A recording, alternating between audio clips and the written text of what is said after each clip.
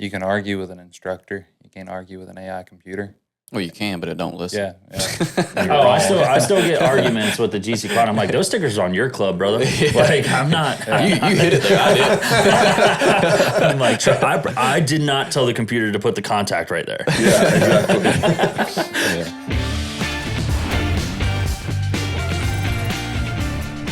Welcome back to episode 50, the big 5-0, 50 episodes deep. Milestone, right? Sat here 50 times with you guys. I know. Well, It's been brutal. Well, you're right. We have. Technically 50 and a half. 50, Oh, yeah. 50 50. Well, technically it's 51. We just don't talk about that one. You lost the game. We talked about it. So, pretty cool, over a year of podcast being launched. So thanks for everyone tuning in, subscribing, and listening to us blabber most of the time. But it's been a good time. Yeah. True. So this weekend, big weekend in New Orleans, the Zurich Classic. Rory finally gets his first win of the season with Shane Lowry.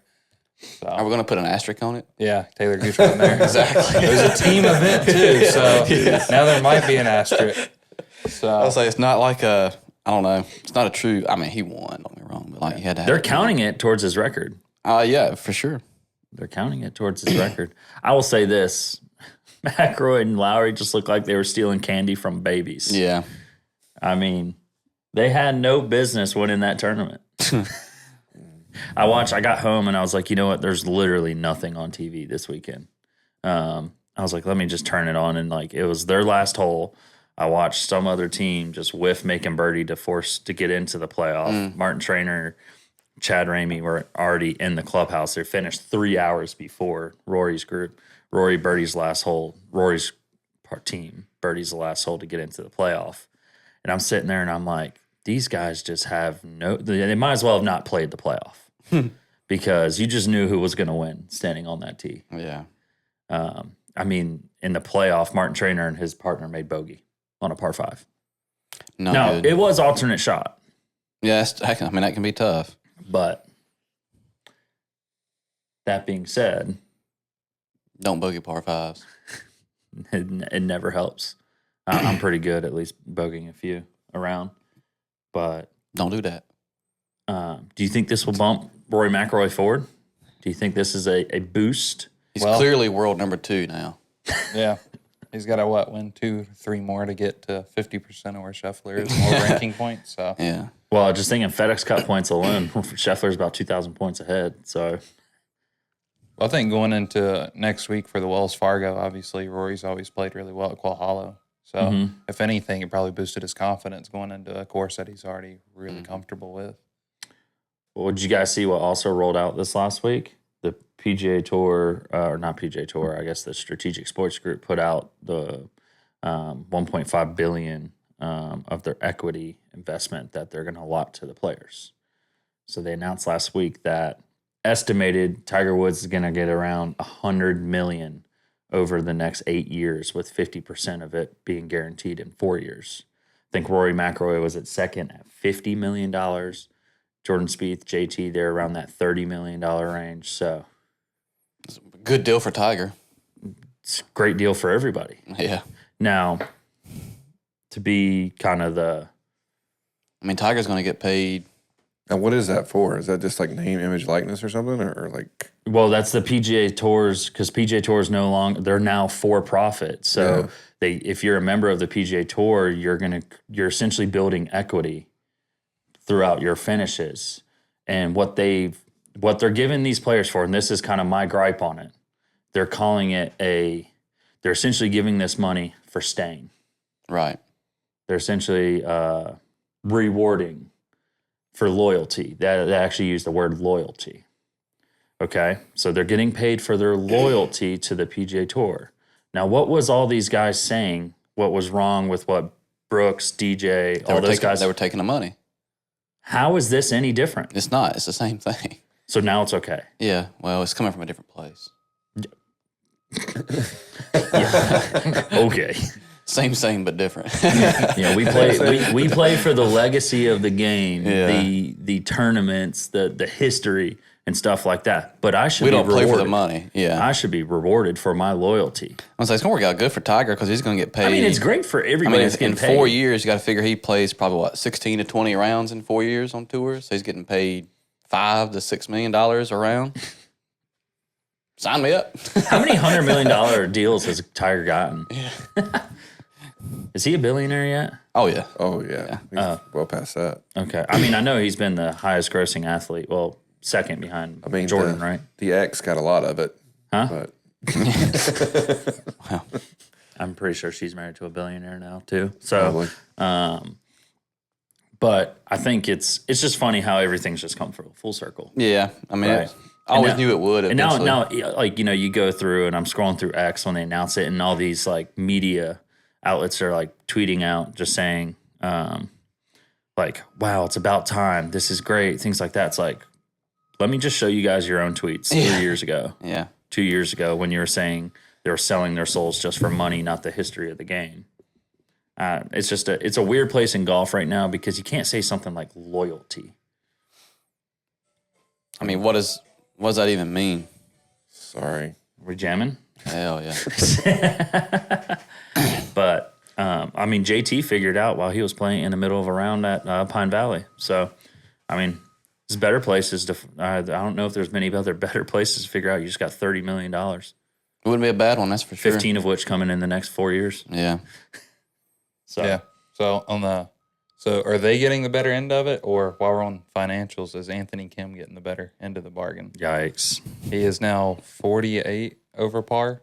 We shot 1 under in the first round, so I was like, oh, here we go. Yeah. Like, Yeah. he's So he's 40. I think it's either 38 or 48 over par since he's returned. yeah, I mean, he hasn't finished outside or inside the top 50. So it kind of goes And back they only to have what I 54 said. guys in there. For them, was it worth the trade off to get the marketing they did at the start? I mean, they got a lot of media out Yeah. of him.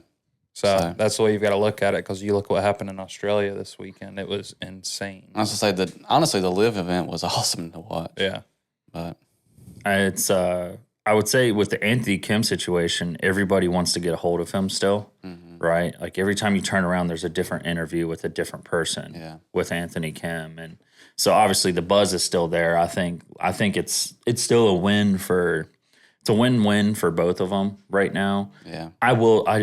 I do think his game will come around. Yeah. I mean, you can't not play competitive golf for 12 years and compete Yes. against the guys So it's totally different. right now.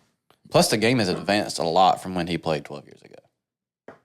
Yeah. I mean, But that tournament in Australia, I mean, it always delivers. They kind of created that, like their waste management with their party Right. hole, and it was the watering hole. oh, is that what they called it? Yeah. Oh, nice. Watering hole. They does LIV just need to stay international?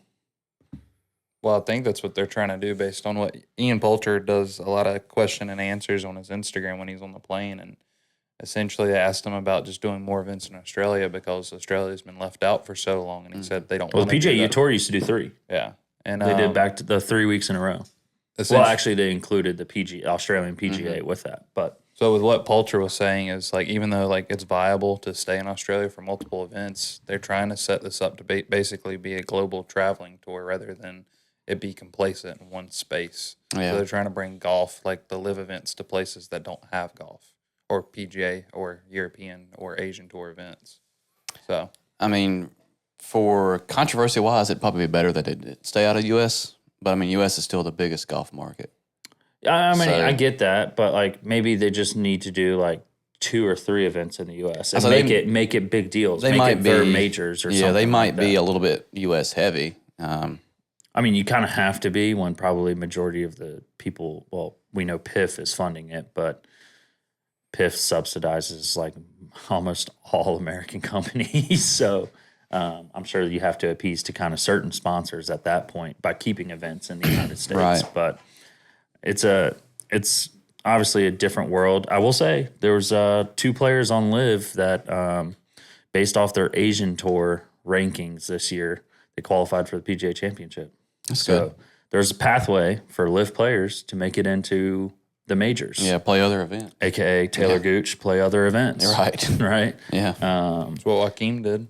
Yeah, exactly. And not only that, the DP World Tour announced that John Rahm, Tyrrell Hatton can play on the DP World Tour. Yeah. So you have a tour Which that you can play on. I guess if John Rahm and Tyrrell Hatton can play on DP World Tour, I would surely that means anyone else that wants to play on the DP World Tour could as well. Because if there was two people that would be banned, yeah, it's like it would be John Rahm and Tyrrell Hatton. yeah, They're the biggest European Tour players that are on LIV. right.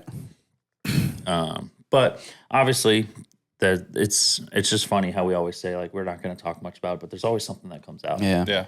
each week. Now, do you think based off Anthony Kim, do you think he would get better by taking lessons? Possibly. I mean, Johnny Wonder did his first fitting for a driver, 4 weeks ago. Johnny Wonder's the tour kind of liaison for Callaway Golf because Anthony Kim had never been fitted for a piece of equipment either, since he's been back. So he was playing a TSR. And Daryl's is a natural reaction right there. Yeah, so he just got stuff off the rack and people sent him stuff. So he was playing that TSR and obviously about killed somebody the first event and he hit it so far right. But Johnny Wonder set him up with a driver in fairway wood, went through a whole fitting with him, and honestly, he's been hitting it great off the tee. So is he playing a Callaway driver? Yeah, smoke. Yep. So I mean, if you got to think, if a player like that doesn't get fit and he plays that bad, and then he gets fit for that one piece of equipment, and then that's now the only thing he's doing good, combine that with some instruction, I think that's kind of a recipe, right? And I think Anthony Kim is a perfect description where Anthony Kim will relate to majority, probably 99% of the golfers in the world, that Anthony Kim was in his prime was like this pre-data-driven, technology-driven game of golf. And then obviously he didn't play. Everything's changed in golf, and now he's back. Yeah. So it's like trying to adjust to it. It's obviously it's hard to when you strictly go off of feel, pretty much what almost every player did back then, to now it's like, no, like, your feels are still true, but the numbers are showing that this is very inefficient. If we change this, it'll get better. Back then, you wouldn't have given that the time of day. I've always said data supports feel. Like data helps you develop feel. Mm-hmm. And I guess what we're alluding to as we get into our topic, because we haven't talked about kind of instruction in a long time, teaching. All four of us give lessons. If anything, we've been very busy the last few weeks. So we have a lot of we have the numbers there to go off of. What would you guys say is like some pretty common themes or anything that you've seen interesting in your lessons here recently? Well, let's start with you. You coach. Yeah, my high school golf team is going to the state championship next week, so go Patriots. Very proud of them. Say with a little enthusiasm, Darren. I never thought I'd say go Patriots because, the other football team I don't really care for. But anyway, no, for me, I think that data has become such a big part of my life and our culture here at Loggerhead that it had almost become a crutch for me, to where I was so hyper-focused on the data points and having to realign my instruction to how to get that client to create a feel from the data points that we're giving, and stop being so landlocked by numbers.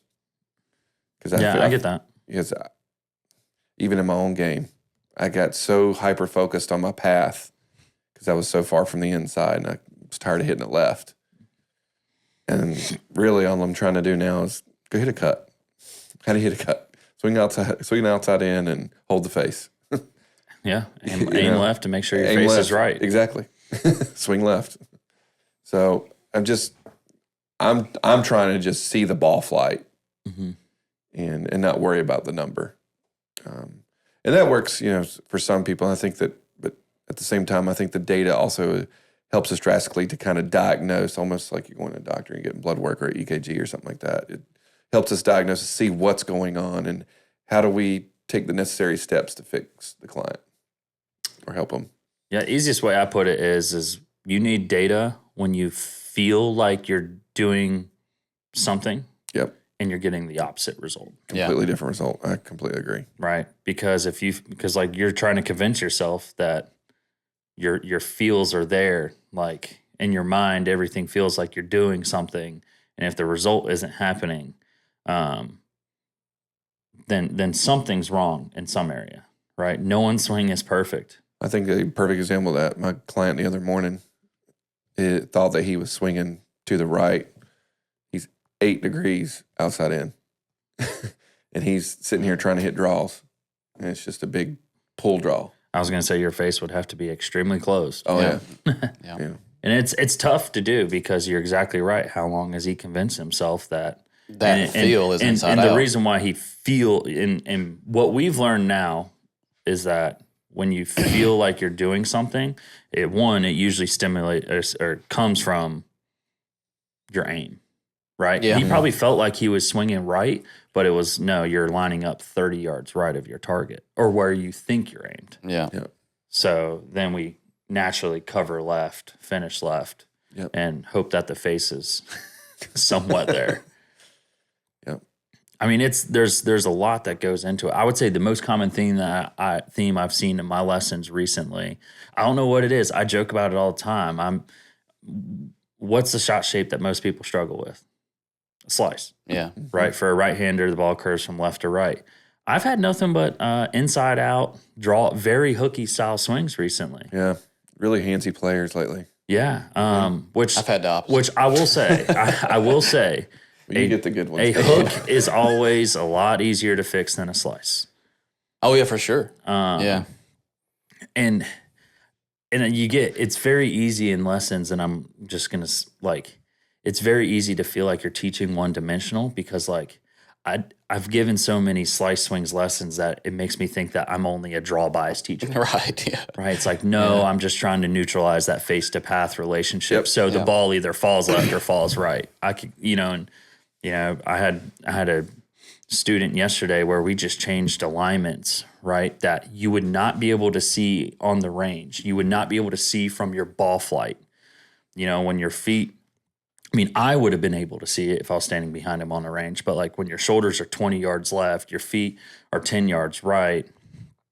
And not only that, the club is your arms are losing separation, right? His path numbers were fantastic. His face numbers were fantastic. The contact point was thin, low toe, right? So he's hitting just start right, go rights. And when you get out on the golf course, what is our basis? How do we judge what we did with our swing? Well, the ball relative to the target. Right. Yeah. So, it would have been simple on the range to just say, oh, you just got to close your face more. Yeah. But because of his alignments and stuff like that, the face would have never gotten closed. The moment you square everything up, change a little bit of setup, change a little bit of a impact feel, start hitting the ball 15 yards further with a tight little draw that's more suitable to your swing. Yeah, Landon his feet were so closed. That's all I had to remind him of. And I was like, do what Caleb told you to do. Yeah. That's like align your feet and then do what Caleb told you to do. I'm the opposite. For whatever reason, my feet just naturally want to open up right now. Yeah. Yeah. It's driving me nuts. I saw that yesterday.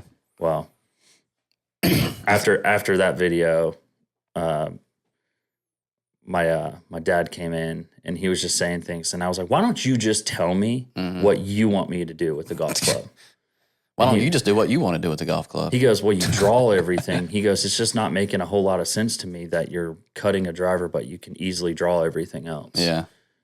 And we realized aiming 10 yards, 15 yards left with a driver. You probably aren't with your irons. No. And I would say with me, what essentially he ended up telling me, he was like, one, square up your feet, stand taller. And part of the reason why I can't move the club from the inside with driver is 70% of my weight's on my right foot at impact. Yeah. So my left leg is essentially locking out, but it looks like I'm doing this with my hips. My hips are not ahead of the ball. They're behind the ball. Mm-hmm. So no matter what, my hand Your path is always going to go left. Yeah. Hands have to go left. Yeah. So, it's just feeling like I'm actually swaying, just moving crazy laterally through the ball. That's what I say. So you've been doing what my students have been doing. So, or you want to feel like you're doing what my students have been doing. But we ended up, I essentially, like the moment that I just focused on kind of getting my hips ahead of the ball, rotating, and just allowing my right shoulder to just kind of get down, immediately started swinging a degree or two inside, and everything went from 15-yard pull fades to starting dead straight and drawing 2 yards, which Bet you hit it further. nah, I mean, I still hit those cuts when You do I hit hit the them cut out of pretty pretty far. far ways, but I also picked up 10 miles per hour in the last week just by playing a little more from since my elbow. But Oh, yeah.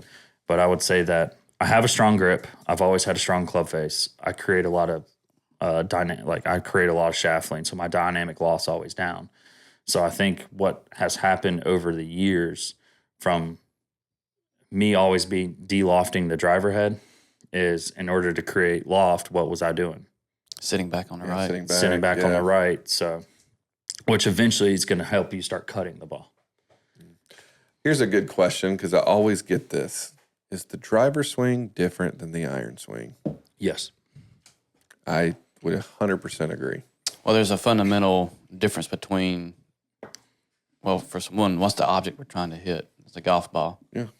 So there's a fundamental difference between where the ball itself is at, Yeah. where the driver One's teed versus up an and iron. one's on the ground. Something has to change then, Yeah, right? one's on the ground and one's not. Yeah. We have to hit Always. up with a driver. Yeah. You know, and I think that the thing is that our setup, and that's why I try to tell my students, it's not necessarily changing your swing. Your setup will change the plane of the swing by moving ball position more forward and getting in what I call the K position with a driver at setup. Mm-hmm. Yeah, so I was just about to ask, do you feel like the swing itself is different or that the setup's setup different. changes that and Yeah. that setup Which changes? influence a difference. Exactly. Or- That's how I feel about it. Effectively, the body's still going through the same basic motions. Exactly. You know, I don't want them to feel so foreign when they get over a driver. It's Right. just like, okay, shoulders are level, you know, with the iron, and we're a little bit more tilted. Ball position's a little bit more forward. Now make a normal swing. Yeah. I mean, the biggest thing and I explain it, I think what I've seen and what I've studied over the longest time is that the reason why I easily say it's a different swing is your release area is like a foot earlier with the driver. Mm-hmm. If you drag the handle like you do an iron with the driver swing, you have no shot of Yeah. squaring the club face. So like at some point that you have to start getting that club head around with the long driver shaft, right? Which is what we would say is releasing the club a little earlier. Because do we want the shaft ahead of the ball with driver? no. Mm-mm. No. So, right. So that means we had to get that club head back to the ball faster. It's a completely different release. It's completely different timing. That's why you can never say it's the same swing. You have to get the club back in front of you, is what we Yeah. Yeah. kind of call it. Yeah. So, and obviously, I would say, kind of like your question with driver, it's probably a lot of the same stuff, just with putting. Yeah, I mean, one thing that's nice about having Sam Putt Lab is you can argue with an instructor. You can't argue with an AI computer. Well, you can, but it don't listen. Yeah. Oh, I still get arguments with the GC Cloud. I'm like, those stickers are on your club, brother. Like, I'm not. You hit it there. I did. I'm like, I did not tell the computer to put the contact right there. Yeah, exactly. Like the biggest thing that I see a lot is, where are you aiming your putter? Well, I'm aiming at the middle of the cup. You are. And then I'll put a laser on it, and they're 4 cups right. Like, there's no way that's That's where not I'm right. aiming. That's not where I'm aiming. I'm like, what's your miss? Ball's going to the right. Okay. Path is pretty good. It's neutral, less than 1.5 degrees. But everything you do is right, and aim's 4 degrees right, impact 6 degrees right. So there's no way for that ball to go left with you aiming over there. Mm-hmm. And then you correct it, and what's the first thing they say? That feels weird. It looks like it's hooded. Yeah. There's no way this Yeah. ball can go straight. They hit it, guess what happens? It goes They make a straight. putt, it goes straight. So, I mean, having Sam's pretty helpful in that aspect. I think the biggest trend that we notice with the modern, within recent golfers is the accountability. I think that's one thing that we do better here than some facilities, and I'm not picking. Was it like we've got a good relationship enough with our clients that we can hold them more accountable than just, oh, you can come in, one day and you're going to get instantly better. It's like, no. I tell everybody, if you don't practice what we're doing today, I mean, you can keep coming in and paying us for lessons, but you're not going to get any better. You got to hit it, like, and I tell people all the time, you got to hit balls at least 2 times or play, 1 or 2 times between the lesson. Yeah. Yeah, I mean, that's the reason why we don't do packages. I'm not interested in you buying 10 lessons because that's not going to get you better. You're more than welcome to buy 10 lessons, Yeah, yes. you can. But I am going to develop a specific lesson plan based on what your needs are. Yeah. And that might take 2 lessons. It might take 10. Yeah. Don't know. You know what I would like to see across the entire golf world right now? I would like to see stronger grips. I mean, I would like to see people. We've kind of vilified the strong grip. I would like to see as golfers in general. Right? I would like to see. I would like to see people kind of get the grip trainer and put it on a random club and swing it every night, or for psychos like me, swing it every night. Practice gripping the golf club every practice night. gripping the golf club, but I mean, it's 90% of people's battles are coming from a way too weak of grip. I agree. And that's why I'm saying, like, let's just make strong grips great again. I would love to fix a within face. reason. Within reason. Yeah. Well, a certain player has a training grip on his clubs that he hits every day. He's pretty good at golf. It's decent. He also does something that all internet golf coaches say is wrong. He sways. Yeah. I think he's doing a good job. His name's Scotty Scheffler. Yeah. For those who's wondering. And it's very simple stuff. And you said it earlier, Daryl, you get sometimes caught up in the numbers. I kind of, same thing. Mm-hmm. I mean, I got caught up in the numbers big time last year. And now it's just more like I'm actually focusing more now on where my body is. So that way I don't where the club face is doesn't matter at that point. If you put your body in the right positions, the club face is going to be with a decent grip, decent setup. Yep. 1 or 2 degrees open from there. Golf's hard, right? Yeah. I mean, we can't control hitting a 2-yard fade every swing. No one in the world does. I'll see another trend that I'm having, because I coach a lot of younger players, high school, some college. Attitude and mental status on the golf course. The instant in our age, everything's at your fingertips, right? Instant gratification. And it's like, if they don't instantly get the shot that they want, they fall apart. And there's not a lot of, I'm not seeing with the younger players right now, I'm not seeing the grit that some of our other players have. And so their mental status on the golf course is very fragile. Do you think because there's so much access now to everything golf instruction technology that the expectations are a little greater? Yeah, I think that too high. They're too high. I think that every kid's trying to make a perfect looking swing. Yeah. Trying to make it look like, So it's like if they hit a bad shot, that hole's over. Yeah. Right? Yeah. They're not even going to try to recover because they know the swing was bad. Yeah. That's kind of. I think that's the downfall to technology. I was going to say, because if you think about it, like when you watch a YouTube video or you watch one of those Instagram reels, you got to remember that you're essentially watching a highlight. That person has edited that to make it look as good as possible, right? Do we do that? You mean Yeah. No, we're not like that. But they've edited that to make it look as good as possible, right? So to the general viewer's expectations, your expectation becomes my swing should look perfect every time. I should hit a perfect shot every time. That's the expectation. Yeah. But it's not real. Nope. You have to remember that. So you're telling me that the divots beside the golf ball that an influencer's hitting isn't the the same first color. color? They just They're appeared the there. same color. We don't know where they came from. That grass ripped itself off the ground. Gotcha. No, that's a great point though about the mental side of things, because what does every top player in the world now have? Mental coach. Sports psychology. Mental coach, or it's just someone in general to talk to. You have some sports psychologists that are way more analytical, that actually look at the data, then go back and look at your mannerisms that, on this hole when you made the double, what was going on. Right. Obviously, most golfers don't have access to that. I would say, though, that kind of happened to me last week during the U.S. Open qualifier. I hit every single fairway going into hole 13. Didn't miss a single one. And honestly, I was hitting my driver really well. And on 13, I hit a ball that started 40 yards right, kept going right, landed in the middle of the pond, and it's downwind. The par 5 at River Landing is downwind. You can land a freaking 747. Yeah, It's down a wide fairway. You know, I could just hear my college coach in the back of my mind just saying, "You are the dumbest." You know, just Bleep, bleep, bleep. Yeah. It's like, cause you just keep it simple, stupid. He would always say. And I'm sitting there and like, I was like, I don't even know what happened on that swing. It felt gross. Like I felt like nothing was there. So mentally, you weren't in it. And for the rest of the round, I was thinking about how that swing felt gross. Yeah. Now it's like I ended up having to re-tee on this par 5. That's how right it started. I made a 4 from there, so I made a bogey, and then 15 there, just Another par 5. Yeah, of course, With I hit it water, in the right? Of course, Yeah. I hit it in the water there. But I sat there, and it's just like I didn't speed up my process on 13. Like my dad and I were talking about it. I didn't do anything wrong. It was just more of the things of I probably ruined the last 6 holes by worrying about what went wrong on that bad swing instead of just saying it was a bad swing. Yeah. Because on 18, that was the next time I had to hit driver. I ended up smoking it. Yeah. Like just a dead straight ball. Yeah.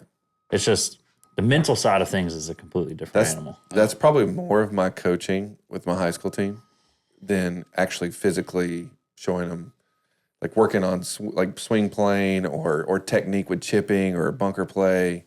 It's been lately here. It's been a lot more of the mental side of things. Yeah. And they get tired of me saying this, but I have this quote: you know, every bad shot, there's an opportunity to create greatness. And I try to use the I example. did that on 14. Blew it right in the middle of the trees, punched out with a 5-iron, got up and down for par. Nice, that a boy. No, but you're exactly right. Yep. I think. I mean, we don't remember Tiger for hitting in the middle of the fairway every time. We remember him from hitting out of the trees, through trees, up and over on the green. I've got. I mean, Phil Mickelson has a career of it. I was gonna say I've got several students who I've told, and kind of like the same. I always say, a bad shot gives you the opportunity to hit a really great shot. Yeah. But at the end of your round, you're sitting in the clubhouse, maybe having a couple drinks or whatever with your buddies. What are the shots y'all talk about sitting around the clubhouse? Your bad ones. No, you No, don't. yeah, I was going to say, I mean, I never mention them. Really? No, I never talk about my bad Well, ones. But now I usually remember. I'm talking about like the recoveries. the recovery Yes, shots. that's what I mean. Those recovery shots, the good stories, right? I like, They lead to good stories. yeah, I mean, and obviously, right, it's simple to just say, don't worry about the bad results, go grind it out, and you can shoot a good score. Now, if you start to notice that you only hit one fairway that round, maybe we Maybe we gotta do something else. Maybe, We need a new approach. yeah, you know, me, I hit 11 of 14 fairways in that qualifier. You just the 2 you missed or 3 you missed were bad. That cost me, and they were really bad swings. But, Sometimes maybe good, sometimes maybe. yeah.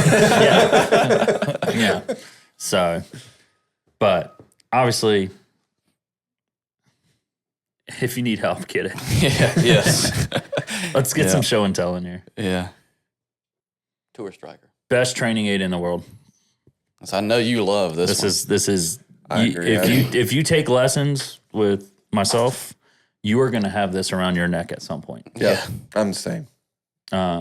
There's honestly not a single flaw that this training aid can create. That's why a lot of tour players use it. I use it a lot. I mean, getting the hands back out in front of you, arms and hands back out in front of you, keeping a connection point. You can use it putting, chipping, driver. Yeah, I mean, there's just it's connection. Yeah.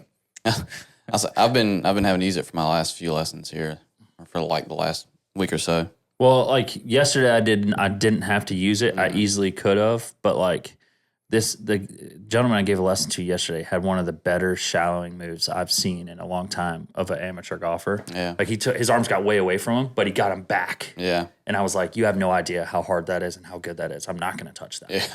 Yeah. But I say my students lately have had their arms moving away from them on the downswing. So I've been having to work on that's this. a tough, yeah. Yeah. Flush. I mean, this is as good of a training aid. flush. It's you can buy one get one free right now for $60. Why you need 2? Just in case you pop one. One for you and one for I your can't tell you friend. how many times people rip where where you clip the ball So to. the build quality might not be as good as it's. It's a borderline balloon. What do you expect? birdie It's a beach ball. Birdie It's a then. velvet Also beach say if ball. you don't want to order it, just go buy a pack of balloons, keep it in your golf bag, blow up a balloon, and bam, Yeah. DIY smart ball. Man, the tour striker is Kyle? going to have to. You've been making all these companies mad. Martin Chuck's doing okay. Okay. Next one. I said birdie because it's not durable. My God. They need to work on some design Caleb. functionality there. Yeah. Don't cringe too hard. We got one. I was gonna say we have one. I hadn't used it. I mean, I guess it was trying to teach separation here. It's the same more- thing, connection. yeah, It's the same thing connection. as a smart ball. So it teaches you to Well, the hinge to hands. it's supposed Yeah. to teach essentially the backswing. When do your shoulders need to start turning? When do your wrists need to set? And go from there. Now, if you're kind of like me, where you don't teach one single way how to set wrist position, I think wrist positions are fluid, that you can put anybody in any position at certain points in their swing and still hit really good shots. This is kind of very one-dimensional. I use this mostly Yeah. for the grip trainer, but also to really work on starting that shoulder turn. Again, I'd agree. It's kind of one dimensional. I would say it's par. For the right student, it can be good to kind of just help show them what you're trying to get to in the backswing, how to get the shoulders turning, how to get the club hinging upwards into the backswing. Haircut those. I was getting ready to say I'm too distracted by the lightning bolt inside. That is an his head. aggressive haircut. Yeah, especially with those it. pants. Caleb, I short. think you should do that. You need a haircut, so. Who said I ain't already Landon, tried it? actually not Landon, Maverick wants to do something like I can that. see Maverick doing that. Yeah. That's definitely Maverick. But yeah, I'll say par. I think Did you this is- walk in our teaching bay and think this has literally been- just like was like, what training aids do we have? I think this has been targeted at us. I know. Kyle's Kyle's big on the Pro Sender. Yeah, I actually like Pro Sender. He percent it. birdie. Yeah, this is. I mean, the smart ball for me is kind of like I'll use it for putting, but when I put it, I don't know, it makes me swing like a 30. Like I just don't like to feel like that tension. Yeah. So it makes me look a little funny when I'm swinging. But Pro Sender, since it's kind of there and you're feeling, I love this thing. I'll say, if anything, Kyle, your arms might be too close to you, so I could see how the smart ball might feel awkward. But for putting, I love Not it. the ball. It's an excuse. I would say Pro Sender is going to be a flush because the Pro Sender and the G Snap, which from Genghis Golf, they're really the only two training aids that have come out recently that actually teach wrist structure. Yeah, wrist structure. So, and a majority of golfers don't realize how important that is and the stability of the club. They always think it's more like hinging goes this way. Well, we've proven in the golf swing that that's not the only way. I think it's great. It's not for everybody. We said that when it first came in. yeah. We might have even did a video on it, didn't we? Or something. can't remember. Yeah, but I don't think we have. it's been out for a while now. They also have their new connection ball that's coming out, which is to compete with the smart ball. But yeah, I mean, birdie. Yeah. Birdie. That's fair.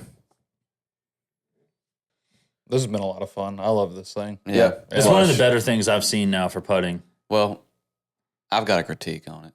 I haven't seen it outside yet, but I don't think the laser's bright enough to see it outside. I don't know. Because even in here with like indoor lighting, after a few feet, the laser disappears. Yeah. I mean, but you don't need to be doing this for any longer than 5 feet. Eh. Because you just need to get your ball started online. Well, so if no matter how indoors- far you well, are. If indoors, the laser doesn't shine that bright as they're showing it here in this picture, I can tell you that.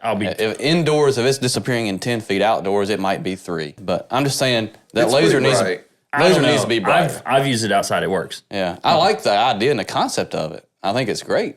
It's basically a Just go out there with your chalk line. a chalk line. He hasn't Yeah. practiced putting I don't in like prac- 50 years. Yeah. Well, I don't you practice can't with- practice that. Exactly. You don't teach that. You can't perfect greatness. It's the greatest hook putter I've ever seen. Your putter path is 10 degrees inside I like out. the concept of it. I like the concept of it. I just don't think the laser, the way it shines, it just it disappears. It gets lost on the ground. Hear me out, Caleb. Then you could take that out there, use the laser to then put down your chalk line correctly. Bingo. Why would I need a laser to put down a chalk line? To make sure it's straight. Do you know how a chalk line works? Yeah, I actually used one the other day. Okay. You don't, because you don't practice putting. I mean, it'd be hard to do a chalk line and it not be straight. Next. Next. Giving it a par. It's birdie. We've lost the course. Yeah. You haven't put up any good ones. Okay. Yeah. See. Oh boy.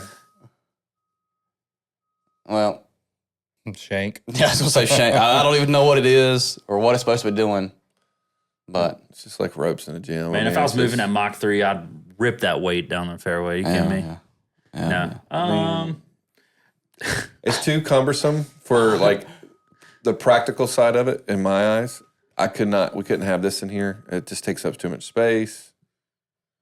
And I think there's far better training aids to kind of help with speed training. I'm going to give them credit for Nice. coming out with a different speed, for a different speed training avenue. yeah, Because everything now is holding a speed stick or something like that. It's like, well, you can just go to Home Depot, get a PVC pipe, put sand in it, and swing it. There's a speed training aid right there. That's a Stevie B classic right there. But it's a no for me, dog. yeah. I was gonna say, I guess in theory and concept it would work, but yes, it's a no. Yeah. Well, and don't quote me on this, but I'm pretty sure sports science has disproven that rope training as far as like actually like how athletes go up and down with it. Mm-hmm. Essentially, you're just creating fatigue in your muscle system. You're not actually doing anything to strengthen. I mean, doing ropes, I remember having to do it a bunch. For your core, it's Correct, but it's more stamina and cardio rather than it's speed. 100%. It's not So, anything powerful. That's You're why I right. think this is kind of more of A fad. Yeah, Yeah. It's kind of like one of those. We'll see it for a couple weeks. It's and then more for a disappear. catchy image to get people to click you know on what and the buy it? easiest way Yeah. to hit it further is? What's that? Just hit it further. Just kidding. Wow. Honestly, no. The easy way to hit it further is to hit it out of the center of the club face. Take less loft and hit it out of the center of the face. Mach 3 isn't going to be asking us to do a review. That's okay. We'll get some stroke grips in here. We're gonna wait till Mach 4 comes out. It's gonna be a lot shorter of a rope. That's funny. Well, thank you guys for tuning in again for 50 episodes. It's been great. Be sure to turn on those push bell notifications, like and subscribe, and we'll catch you on the next one.